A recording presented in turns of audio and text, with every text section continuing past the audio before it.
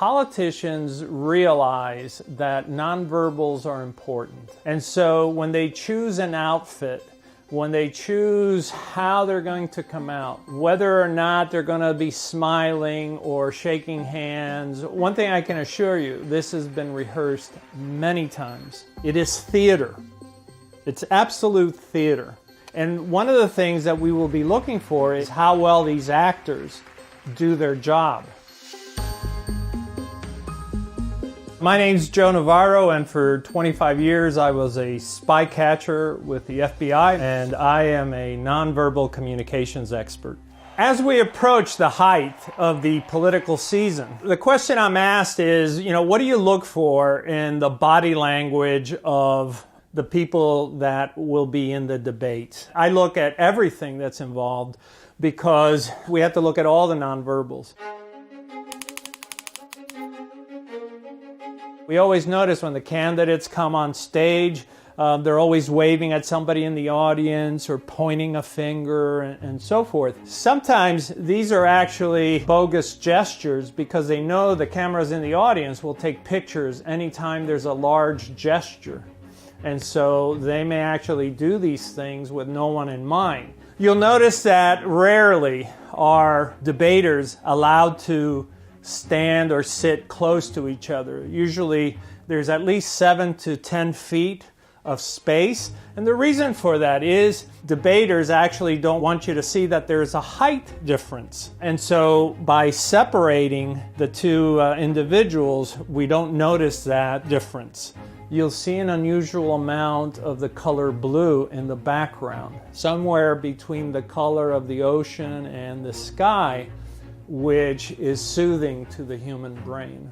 The wearing of a navy blue suit, white shirts, often a red or burgundy tie. Subconsciously, we see the significance of that because it is what we see in the American flag, red, white, and blue. What's really become ubiquitous is the lapel pin of the American flag. This is something that 30 years ago, even 20 years ago, we hardly saw, but now it's almost part of our attire. If you think about it, is someone less patriotic because on this day they're not wearing the American flag? Of course not. This is reaching out to you at a subconscious level. It's part of the theater, part of the orchestration, which we now demand. We're looking for their behaviors to see, are these consistent with what we have seen in the past? We certainly shouldn't be using body language to try to determine if they're speaking the truth. These are orchestrated events, and that's not what we use body language for. We use body language to supplement and confirm what we are seeing. Are the words being supported by the gestures, or are their gestures taking away from their words? What I look for is, as the moderator asks a question, do I see lip biting? Do I see any kind of ventilating behavior, such as pulling on the collar? Do I see any kind of facial distress? Do I see furrowing of the forehead? They can, in fact, take care of it if he just stay out of the way. Look here. Oh, really? Here, oh, really? Here's the thing. Anything that might indicate to me that the individual doesn't like the question he or she is being asked. Will you shut up, man? Listen, who is the other thing I look for is any kind of hesitation, throat clearing. Are you willing tonight to condemn white supremacists? Sure, are you I'm prepared willing to do specifically that, do it? Perhaps the raising of a shoulder, the lowering of a shoulder. Stand back and stand by. Anything that conveys lack of confidence. I want to see the hands. I want to see those thumbs that come up, because when we're confident, the thumbs pop up.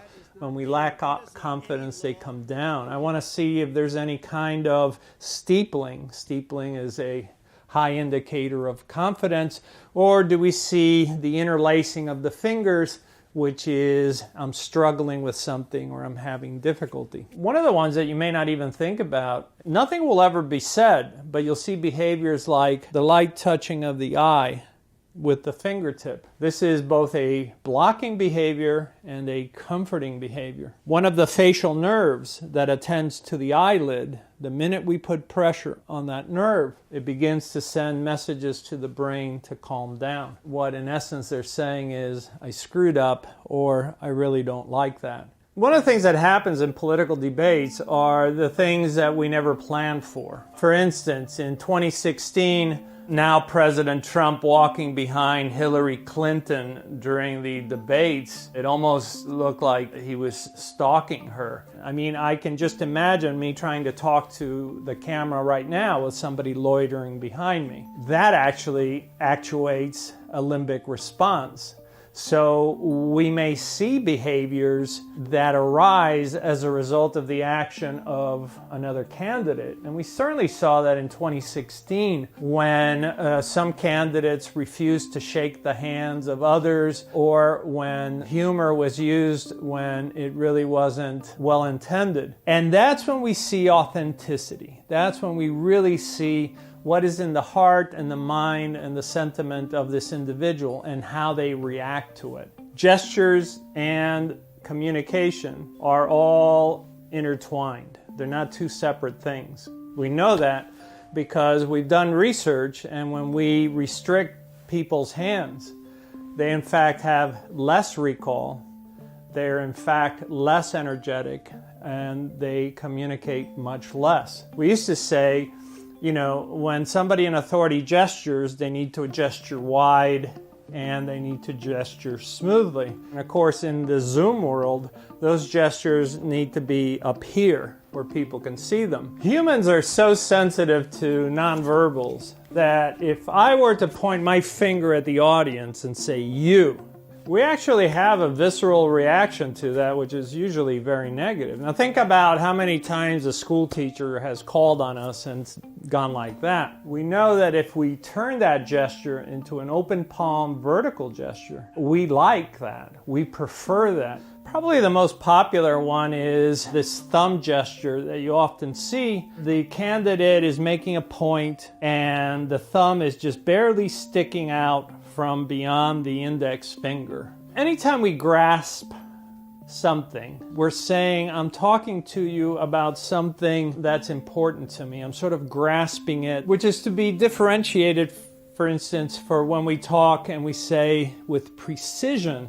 So this is a precision grip. I want you to think about this. So some of the other gestures we'll see is the open palm gesture. It shows that we're open, that we are receptive. The palms are up, the fingers are wide.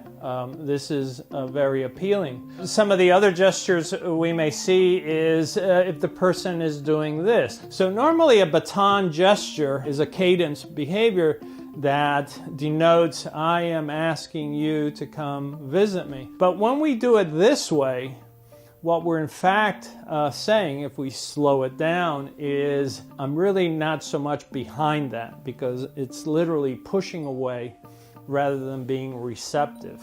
The other behavior we may see is the touching of the heart and the chest, which we often see portrayed as so-called honesty displays. They are in fact neutral, because I've seen both individuals that are guilty of crimes and the innocent use this gesture, so it gives the appearance of being honest, but it doesn't mean that they're being honest. So one of the questions I'm asked is, do politicians rehearse their hand gestures? Some do, some don't. Some absolutely refuse to receive any kind of training. Others are well coached. The question is, how much of it is authentically theirs and how much of it is borrowed. Usually if they've been in office a long time or if they've been in politics for a long time, they will be reluctant to change any of their nonverbals. Let's look at President Trump's gestures. His most favored one is to talk with the index finger to the thumb. And one glorious nation under God. Sometimes he does the elbow flop as he's emphasizing. I don't see any protest. Oftentimes his eyelids will come down to block when he's hearing something he doesn't like. You can see when he pinches the corner of his mouth, when he's being sarcastic or exercising disdain or contempt.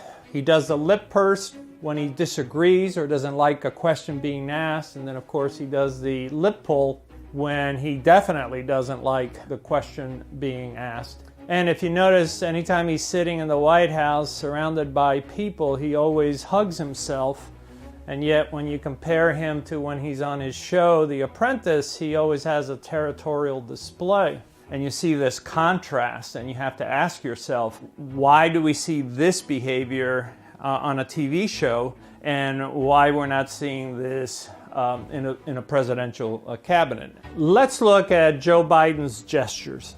He does a lot of lip touching. We call it a pensive behavior. You often see it as people are pondering. When he's making a point, he tends to furrow his glabella, he squints his eyes. Voice often is lowered for emphasis. You should go out and vote. And as with many people, when something bothers him, the lips disappear. And this is something that I'm often asked about. Does this have anything to do with deception? And it has absolutely nothing to do with deception. These are the behaviors that we adopt and that we use that help us to communicate what we're thinking about at that moment. Rarely do people remember what is said, but we tend to remember the images. To this day, we still teach about Governor Dukakis on a military tank wearing this tanker's helmet and how odd he looked. And, you know, we scoff sometimes at the nonverbals, and yet here was one that we can clearly show that just from appearing on that tank, it really diminished his posture. You know, some people see these behaviors as a shorthand. I wouldn't call it that. Behaviors, gestures, are part of communication. We have primarily communicated non-verbally. We find ourselves using these gestures all the time, and there's a reason for it. People usually respond to them. People that know us well respond to them. And so we don't separate them as ancillary to communication. They are in fact part of communication.